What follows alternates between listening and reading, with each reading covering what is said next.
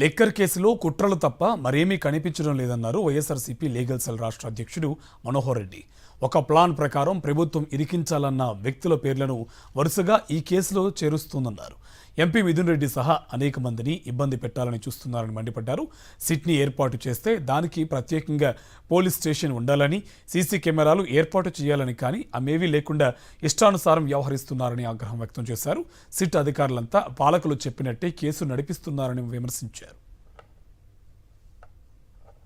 మిథున్ రెడ్డి గారిని అందులో చేర్చారు.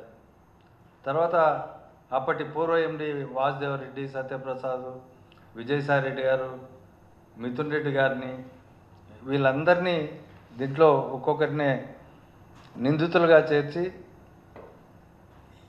ఎట్లా దీన్ని ఏవి ఆధారాలు దొరకడంలే, కానీ ఆ లోపల ఎంత ప్రచారం చేయాలనో, విష ప్రచారం చేయాలనో ఆ విష ప్రచారం చేసేదానికి వాళ్ళు ఎల్లో మీడియా ద్వారా ప్రయత్నాలు చేస్తున్నారు అనేది స్పష్టంగా అర్థమవుతుంది.